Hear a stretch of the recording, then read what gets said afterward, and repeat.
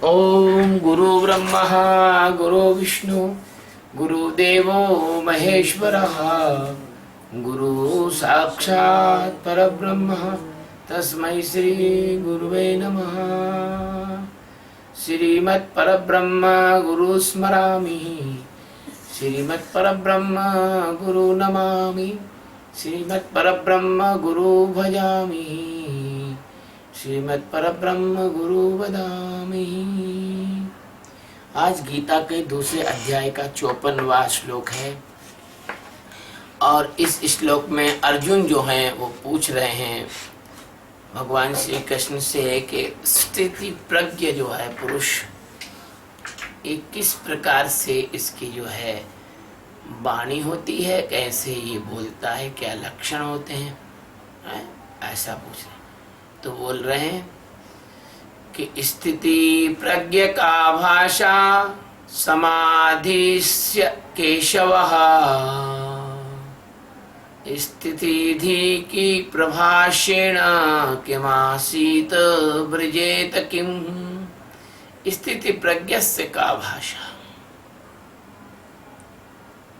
है ना,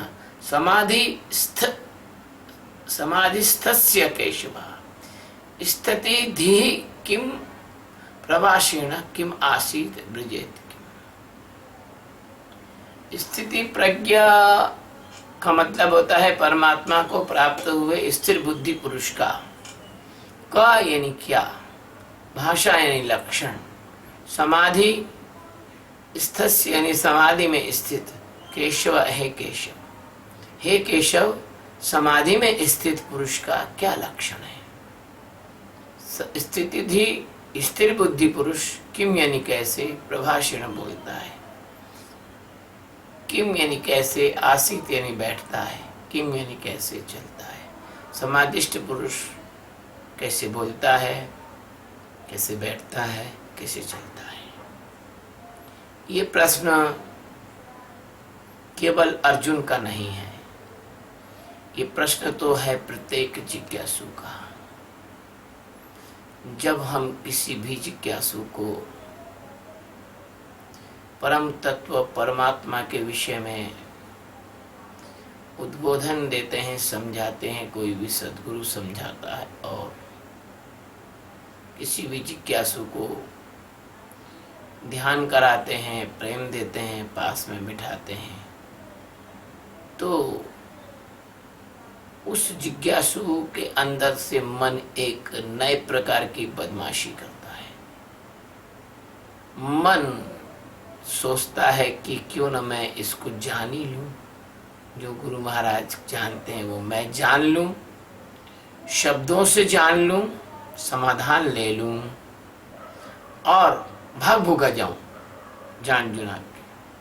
क्यों, मन का जो संसार का अनुभव है वैसा ही अनुभव वो परमात्मा में भी उसी से तौलता है। वो सोचता है कि परमात्मा भी कोई पुस्तक पढ़ने का या जानने का या समझने का या भाषा के तल पर जान लेने का कोई विषय होगा।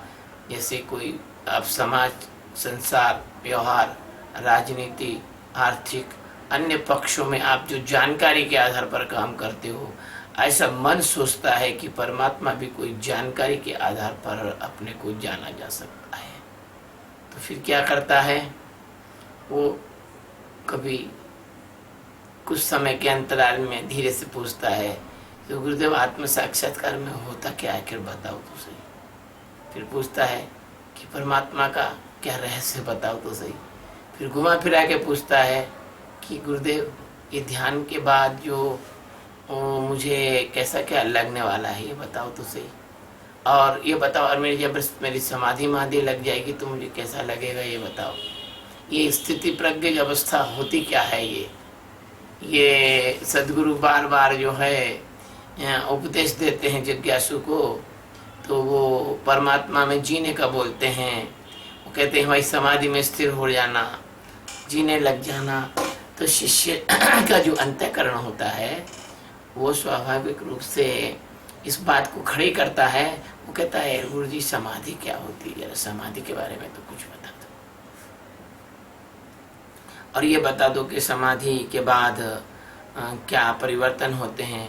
और वो जो है बार बार जो है घुमा फिरा के और अंतर समय के अंतर से एक ही एक प्रश्न धीरे धीरे पूछता रहता है कि गुरुजी ये तो बताओ कि समाधि के लक्षण क्या होते हैं। स्थिर प्रज्ञ जो पुरुष होता है वो कैसे बोलता है, मैं कैसे बोलूँगा, पर उसको ये नहीं मालूम कि उसके सामने जो सतगुरु बैठे हैं वो स्थिति प्रज्ञ पुरुष हैं। उनको देख नहीं सकता कि वो कैसे बोल रहे हैं, वो कैसे चल रहे हैं, वो कैसे खा रहे हैं, वो कैसे क्या कर रहे हैं। तो वो हर चीज़ का समाधान और भाषा के माध्यम से, वाणी के माध्यम से, बुद्धि के माध्यम से, जानकारी के माध्यम से हर चीज़ का समाधान उसके हिसाब से निकालना चाहता है। उसको पता नहीं, उसके मन को पता नहीं, उसके मन को ये पता नहीं है कि स्थिति प्रज्ञ अवस्था होने पर मन तो बचता ही नहीं है, मन तो रहता ही नहीं है। मन रूपी भ्रांति तो समाप्त हो जाती है ना। इसीलिए जो कभी है उसका जो मन जिस ढंग से जीता है, उसका मन जिस ढंग से आनंद लेता है, रस लेता है, मजा लेता है, सद्गुरु उससे उल्टा उसको चलाते हैं। सद्गुरु उसके उल्टा उसको चलाते हैं तो उसका मन बहुत तड़फड़ाता है। तो जो परम जिज्ञासु व्यक्ति होता है, भाग्यशाली व्यक्ति होता है, वो तो सद्गुरु के पास रुक जाता है। और अधिकांश लोग उस सद्गुरु को छोड़कर भाग जाते हैं। क्यों? कि सद्गुरु उसके मन को अरुचिकर हो ऐसा भी कभी कभी बोलता भी है, कराता भी है। उसे लगता है कहीं ऐसा ना हो जाए कि यार समाधि लगने पर मैं जड़ हो जाऊं, स्थिर हो जाऊं, अहिल्या के समान पत्थर हो जाऊं, या मर जाऊं, या मेरा जीवन जो है वो किसी प्रकार का आनंद का उत्सव ना रहे, मैं एक जैसे कि उदास निराश व्यक्ति हो जाऊं। लोगों ने भी उसके मन में ऐसी कई धारणा डाल रखी है। जैसे लोग तो कहते उदासी आश्रम, बताओ आश्रम का ही नाम उन्होंने उदासी आश्रम रख दिया है ना। उसके मन में वैराग्य की परिभाषाएं भी अलग ढंग की है। कई लोग तो मेरे से गुरु दीक्षा लेने के लिए भी इसलिए तैयार नहीं होते कि गुरु महाराज मैं गुरु दीक्षा लूंगा तो क्या क्या चीज छोड़ना पड़ेगी, गुरु महाराज मैं गुरु दीक्षा लूंगा तो कैसे कैसे जीना पड़ेगा।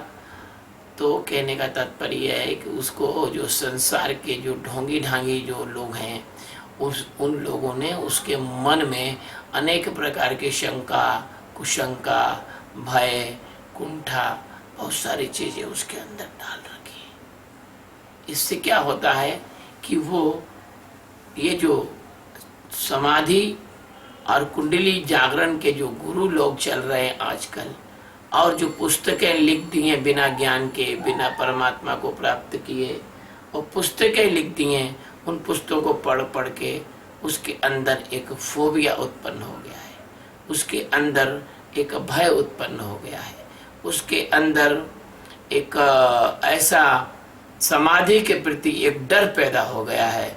तो वो जानना चाहता है कि यार ये समाधि के बाद होता क्या है आखिर। इसलिए अर्जुन पूछ रहा है कि स्थिति प्रज्ञ का भाषा है सद्गुरु भगवान, स्थिति प्रज्ञ के लक्षण क्या है, वो बोलता कैसे है, वो चलता कैसे है, वो बैठता कैसे है। क्या भैया कोई स्थिति प्रज्ञ हो जाएगा तो क्या वो कोई अलग भाषा में बोलने लग जाएगा क्या है? और स्थिति प्रज्ञ व्यक्ति हो जाएगा तो क्या वो चलने की जगह और अलग ढंग की चाल से चलने लग जाएगा क्या? कि स्थिति प्रज्ञ हो जाएगा तो उसके कोई लक्षण बदलने लग जाएंगे क्या? क्या उसके दो हाथ की जगह 4 हाथ हो जाएंगे क्या? क्या उसके क्या सिर के पीछे जो है गोल प्रकाश का चक्र हो जाएगा क्या? ऐसा जो इन लोगों ने बातें फैला रखी हैं, भ्रम फैला रखी हैं, इस वजह से क्या है कि वह व्यक्ति रूपांतरण को जानता नहीं, और रूपांतरण को ना जानने के कारण वजह से वो अपने सद्गुरु से एक एश्योरेंस, एक आश्वासन, एक विश्वास, एक भय रहित अवस्था वो पूछता है, चाहता है कि गुरु महाराज कहीं ऐसा तो नहीं, कहीं वैसा तो नहीं, कहीं वैसा तो नहीं। तो इसी प्रकार से यह जो श्लोक है वो अर्जुन के अचेतन में भरे हुए भय का बाहर निकलना बताता है, एक प्रकटीकरण बताता है।